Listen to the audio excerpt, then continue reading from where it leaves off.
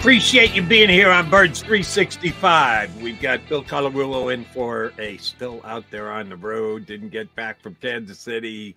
Travel trouble. John McMullen. Bill's in today with me, Jody Mack. And we've got Bryan Cameron from Philly Sports Network jumping in with us. Thank you very much. Is that Christmas tree I see in the background already?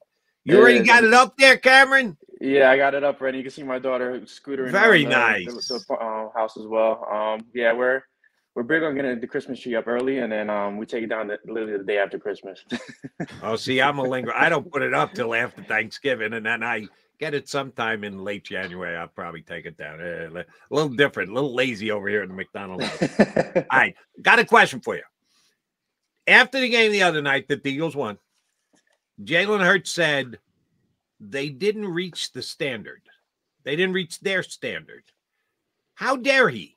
How dare he go negative after a win? Why would Jalen Hurts do that? Why would he bring up, because I'm, by the way, getting crushed here on the stream because I actually bring up things like they might be overusing their defensive ends a little bit at this stage of the season. How dare Jalen Hurts go negative and say they didn't reach their standard the other night against the Chiefs?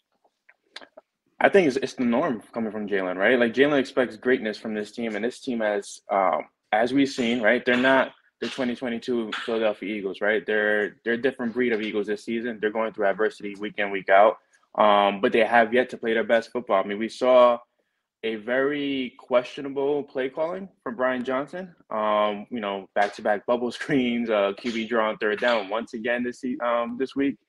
So it's just a matter of saying like, yeah, win is a win, great, but we're still not playing our best football, which it should be encouraging to say the least. I'm getting a kick, Bryan, out of watching your daughter back there, man.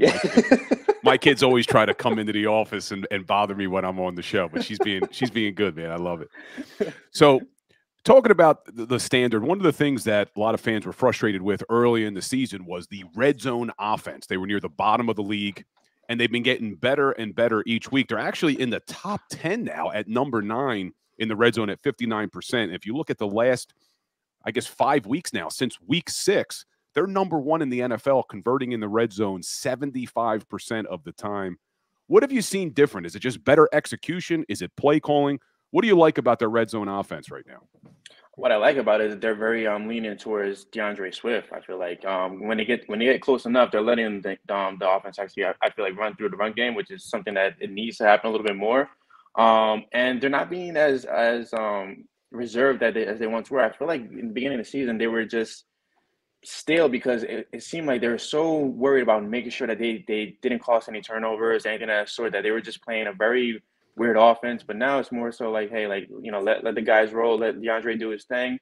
If we're at the 1 yard line, let Jalen do his thing. I don't want to say they're getting creative, right? But they're starting to find ways that work for themselves at the moment. But they're not at that point where it's, that level of creativity is back yet. All right, Bryan, I'm going to bring you back to Monday night. I need your in-the-moment reaction. Andy Reid, 4th down, his own 39-yard line with the lead, and he decides to punt on what I thought was a reasonably makeable field goal. Harrison Butker is a guy who makes almost 70% from 50+. It was 57. It wasn't outrageous. It wasn't 62 that he was asking him to kick. It would have been a 57-yard field goal. Ball's on the 39, and he decides to punt. And, of course, he gets the worst possible result, which is a touchback. So he picks up all of 19 yards on the exchange. How big an impact did that have on the outcome of the game, strategically and mentally and emotionally?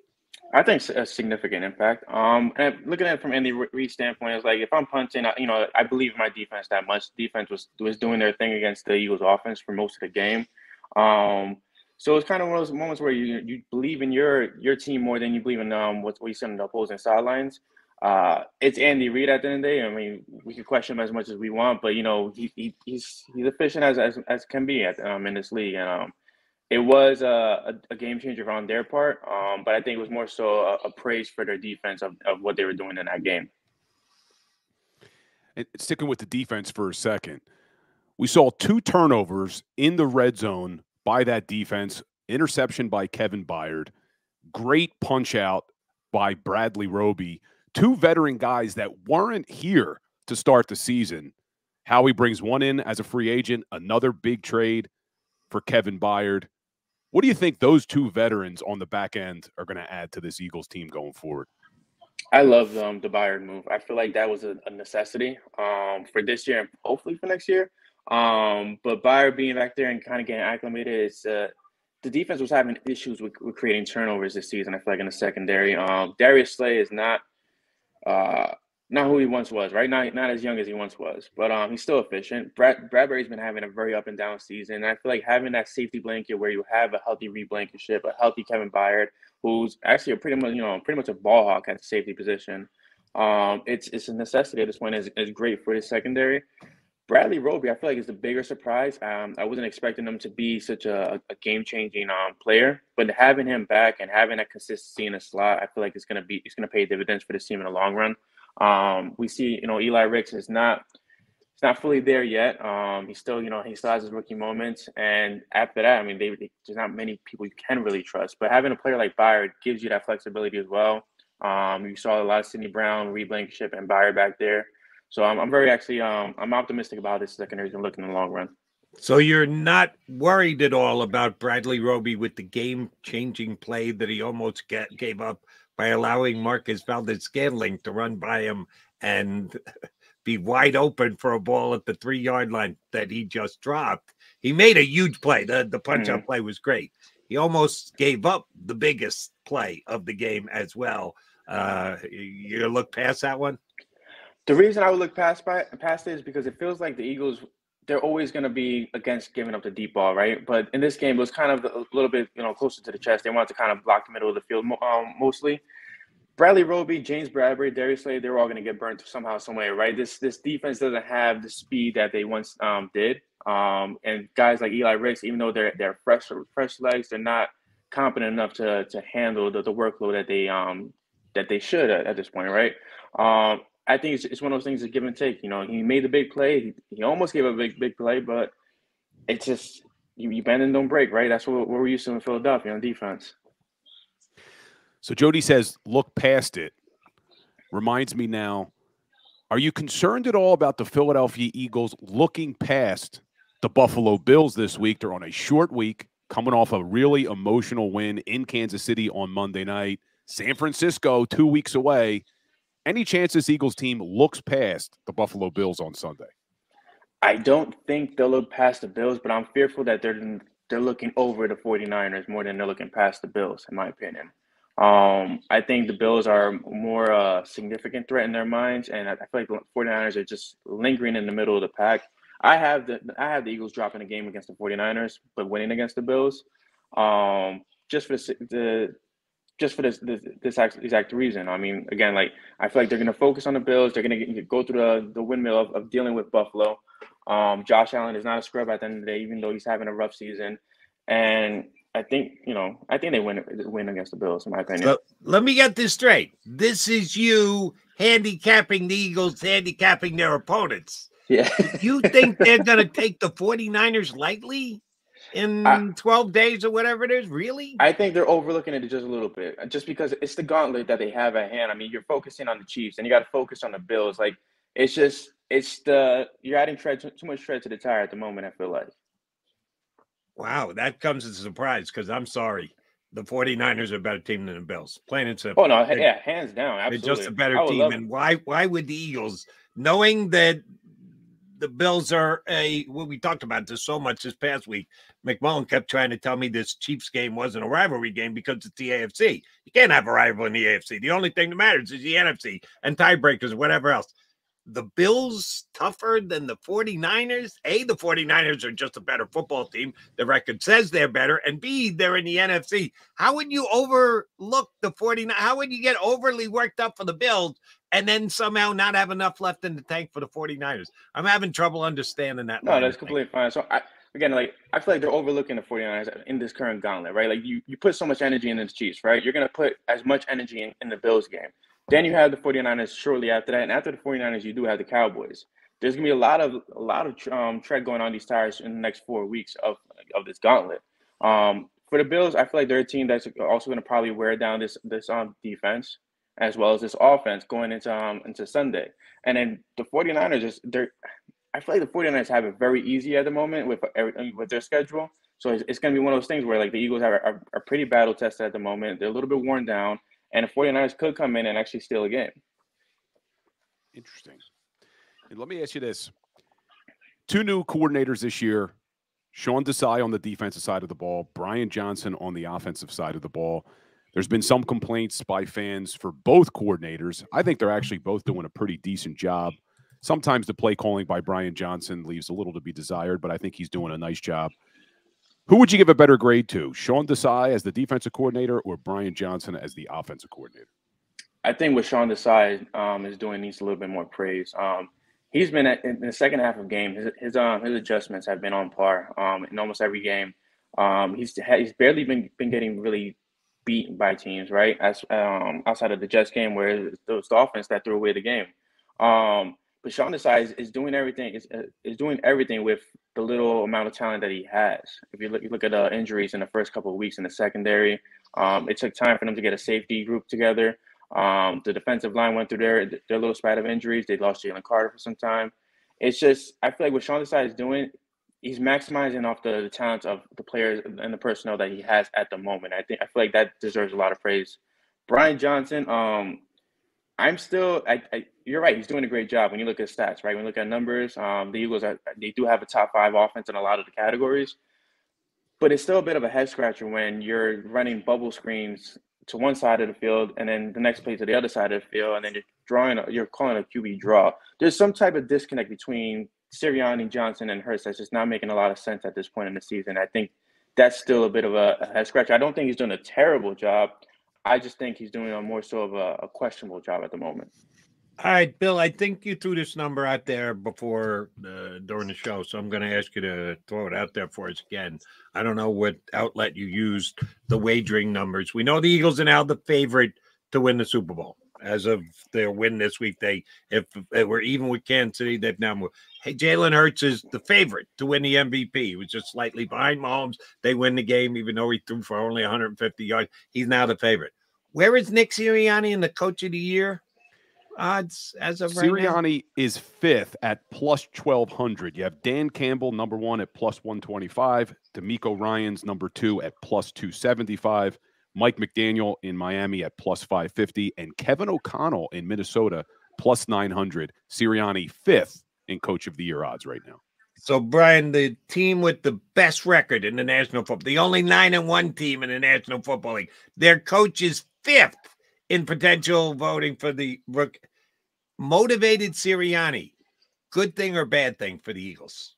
I think great thing, honestly. And I feel like it's been a weird thing. I mean, even 2017 when the Eagles, they had the best record and they who won that year? I think it was Sean McVay that won Coach of the Year over Doug Peterson, if I'm not mistaken. And then with Sirianni, the first year they started off 2-5, then they finished off as a playoff team. The second year they're the best team in the league, and he doesn't even get recognized. They give it to Brian Daboll, whose team is in the crapshoot this season.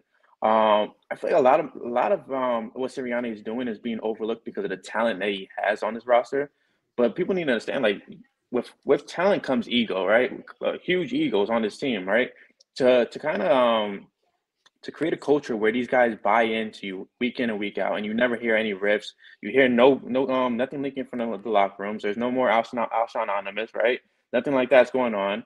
And you see this team they speak how their coach speaks. Their quarterback and their coach speak very similar. What Sirianni's doing, I feel like is incredible. How he's taking the reins at such a young age, and with not so much years under his belt as a head coach. And it should be more recognized. To me, he should be the favorite of Coach of the Year because your team is 9-1 and you faced nothing but great teams all season long. You lost to a Jets team that their defense is pretty damn good. Offense, doesn't do much, but still their defense won the game that week. Sirianni, to me, should be the Coach of the Year favorites. It's funny, we were just talking about that within PSN last week. I don't know if it's a Philly thing. I don't know if the NFL does not like anything about Philly because Jalen Hurts didn't win the MVP last season. And it's a weird thing for me. It's a little mind-boggling at this point. So while we're talking about Sirianni, I actually posed this question on my show last week. I'm curious what your thoughts are. Is there a coach in the NFC that you would take over Nick Sirianni right now? And I actually went through all 16 teams, all 16 coaches, and I kind of narrowed it down to basically 3 other coaches that maybe could be in the argument, which would be Kyle Shanahan, Pete Carroll, and Sean McVay. In my opinion, none of these other coaches reach Sirianni's level. Maybe throw Dan Campbell in the mix at what he's doing in Detroit. But is there any coach in the NFC that you would take over Nick Sirianni right now? No. Yeah, definitely not. The reason being is because Nick Sirianni is he's aware. He has a lot of self-awareness of who he is. He's aware of his presence in a room and how to approach certain situations. When with all Philadelphia was calling for Jalen Hurts to be traded, and to not be the guy going forward, Sirianni backed his guy no matter what, and he helped develop Jalen Hurts and had enough patience to do so, to develop Jalen Hurts into an MVP quarterback. And the guy, I mean, let's not overlook, he was laughed off the podium in his first press conference. He was laughed at the Garden conversation when he brought that to the light. And he still believes in who he is. He still carries himself the same way. And I feel like a guy like Kyle Shanahan, he'll be a great coach, right? But I think Shanahan's a little bit on the Bill Belichick train, where it's kind of like he thinks he's above the team and he can make anything happen for the team. And this kind of testing to the quarterback situation over the years. And Sirianni is more like, I feel like he knows that there's always room for growth, and he's very hell bent on making sure that room is reached somehow, some way.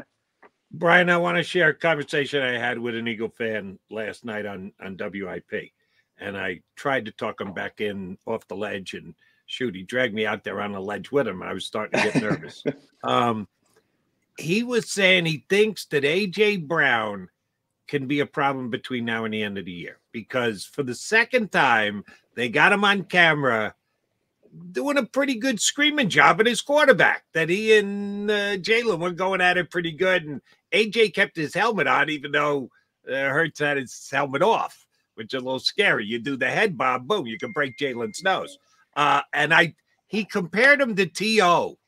And I said, whoa, don't go there. This is not Terrell. Terrell Owens blew up the team. He had a problem with Donovan McNabb. He had a problem with the coaching staff. He had a problem with his teammates. He blew up on everybody. AJ has just had an, let's say, excited conversation on the sideline with his quarterback a couple times this year. Is there any concern in your mind? I tried to just dismiss it. Should I have? Or is there an issue potentially there between AJ and Jalen Hurts? I don't think there's an issue. Those guys are best friends. I feel like this is not a TO situation.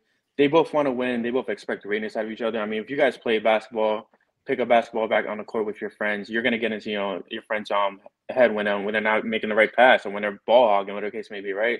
It's just regular playing with your best friends. I don't think there's an issue. I think it's just a matter of AJ expecting greatness out of Jalen, Jalen expecting greatness out of AJ. You're gonna see moments where I forgot what game it was. I want to say it was against the Commanders when AJ put the ball right in front of Emmanuel Forbes, and they cost him a penalty. Jalen Hurts went up to AJ, and he had the same kind of discussion, a little bit of a heated discussion about it, right? It's a part of the culture that they have, where they're open with each other and they're open to constructive criticism, and it's not going to be anything that I feel like is a problem in the future. I think this is only going to grow into something better in the future between these two, and even Devontae Smith. But AJ's not the type to be concerned about at the moment. I agree with you. Sometimes you look at the receivers and when they're demanding the ball, and it could be an issue, but the relationship him and AJ have, it seems to be so strong that you don't worry. I think sometimes that's overblown too when you talk about, the quarterback receiver have a good relationship. In this situation, they actually do. They really are best friends off the field even before he started playing here. So I just asked you if there was a coach in the NFC you would take over Nick Sirianni. I think I know the answer to the next one, but is there a quarterback in the NFC that you would take over Jalen Hurts? You're telling me you guys would not take Josh Dobbs over Jalen Hurts? Oh. No. The legend of Josh Dobbs, you mean? No, Jalen's one of a kind. He's a triple threat in the league that needs his type of mentality and type of play skills. Jalen is I've been saying this since last year when he in a Super Bowl matchup, but I feel like he's a top 2 quarterback. I feel like he brings that presence that Mahomes brings. Yes, people love the no look flashy passes that Mahomes does have, but Mahomes has his flaws, right? I mean, he flops more than any other player in the NFL, in my opinion. But Jalen he's aggressive by nature, and he's patient. He understands what is ceiling. He's exactly like Sirianni. He understands that there's room for growth, and he wants to fill it up as much as possible. The arm talent is there. The mindset is there, and I feel like Philly's going to be in for a lot of great years with Jalen at the helm. Did you say flops solely because Fletcher Cox pushed him the other day and he went down like he was shot? Is that what you're referring to? My issue with Mahomes, and this dates back to the Super Bowl, is the calling for flags on almost every single play. I feel like, just play, man. Like if the flag is not there, you can't demand it. Like we're not in that kind of league where it's the NBA where you could just demand fouls and the referees just pull up and call and blow the whistle. You know who that is in the NBA? That's Jason Tatum. Every single play, he thinks he's fouled. Every single play, he's looking at the ref like he's going to kill him afterwards. Yeah, just play. That's all you have to do. Just play. I do agree with you there. All right. You impressed me earlier with the thinking ahead of thinking ahead of thinking ahead. So I'm going to ask you to think way the hell ahead. And it's an unfair question. And if you get it wrong, nobody's going to remember anyway. 2024 opening game, Philadelphia Eagles. Their starting center will be who? Jason Kelce. You think he's coming back? I think he comes back for one more year. I think they talked about it. Did you watch it on TV or were you out in Kansas City? No, I watched it on TV. They were talking about it a lot. Over and over and over again. Both Aikman and Joe Buck kept going because I know Jason's on everybody done the whole Kelce thing, but okay, the first time you mentioned it was cool. Don't know if he's going to be back. Then they went to it again. Then they went to it again. Then they went to it. Just call the game. Talk about not throwing flags. They dropped the whole is Kelce playing next year thing. But now I'm bringing it up with you. And you're telling me he's playing again next year. I feel like he plays again next year. I strongly feel like if the Eagles win a Super Bowl this year, that lingering feeling where like, hey, I think we could win another one. Just like he came back this year saying, I think we could go to the dance again. I think that's going to be heavy on his heart. He's at the top of his game. I feel like there's no other player in the league really playing at his caliber, at his position. Whether he leaves now and leaves on top or finishes, with the Eagles having maybe one more Super Bowl trip afterwards, it doesn't matter to me. But I strongly believe he has one more year in him. It's a weird, so you see his play. Like I feel like he's not as banged up as he was last year and the years past. And he's playing at a high level. I feel like you just can't walk away at this rate. I hope you're right about that one. All right, one last one for me. What is the key ingredient on the Cameron Thanksgiving table? What's the one thing you could not do without tomorrow when the missus or the mom or whoever doing the cooking, or maybe you? Are you a chef? I don't even know. What's the key thing on the table that you will be bogarting tomorrow come Thanksgiving in the Cameron household? So I shouldn't be, but I'm Puerto Rican, so we're very big on penne, which is Who, what, where? ¿Qué pasa, amigo? So it's pretty much shredded pork, but marinated a certain way. That's one thing that as a child I can't do with Thanksgiving without. But I shouldn't be eating that at my age, but still, you got to do what you got to do. All right, you got to spell this for me. What are we talking about here? So it's spelled Pernil. In Spanish, it's pernil, but in English, it'll be pernil. Pernil. I'm going to have to get the wife working on this for a future Thanksgiving. Not happening tomorrow, but something that we will need to look into. Bryan, great stuff. Do yourself a favor, your family, tell your daughter she's a TV star when you get done here. Thank you very much for coming on, and we'll get you up again soon enough. Appreciate you guys. Thanks for having me on. Take care. Our pleasure. Happy Thanksgiving, man. Bryan Cameron here with us on Birds 365. All right, since you are a cuisine expert, Mr. Colorillo, pernil, yay, nay, ever, what? You got an idea as to what he's talking about here? I've never even heard of this. Never had it, man. But I'm going to look it up. I like trying different cuisine. With the way he described it in a short little description, it sounded outstanding to me.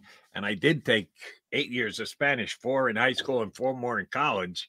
I've forgotten basically everything I ever learned. I can curse in Spanish, but I don't want to do that here on Birds 365. I never heard of that dish. We're gonna have to do some investigating on that. You know what I've been, Jody, what I've been hearing a lot, and I have not tried it yet, is oyster stuffing. Have you had oyster stuffing before? No, because I don't like oysters. But my partner on the radio side, Glenn Macnow, brought that up as a Thanksgiving possibility on his table. Yeah, my doctor guest last night's from New Orleans, and I asked him the same question. Hey, what's your favorite thing? He said two things. One is turkey gumbo the day after Thanksgiving, which sounded great to me. And the other was oyster stuffing. I've never had it before. I think I'm going to try it. We go different. Mushroom stuffing. My wife got a recipe from her mother's next door neighbor who gave her all the ingredients and how to make it. It is the best thing on my Thanksgiving Day plate every single year. It's unbelievable. You don't need gravy. It is so moist. It is phenomenal. Mushrooms, no oysters. I'll stay away from the oysters. Yeah, I know. We're talking ourselves into a meal here at 9:48 in the morning. I got another show to do after this. I got an hour still after this. I got to eat. Stinks. All right. Well, tell Xander to play a commercial or two. You can get a snack. All right. He's Bill Colarulo. I'm Johnny McDonald. You got the Birds 365 show coming back to put a bow on the show. So stay right there.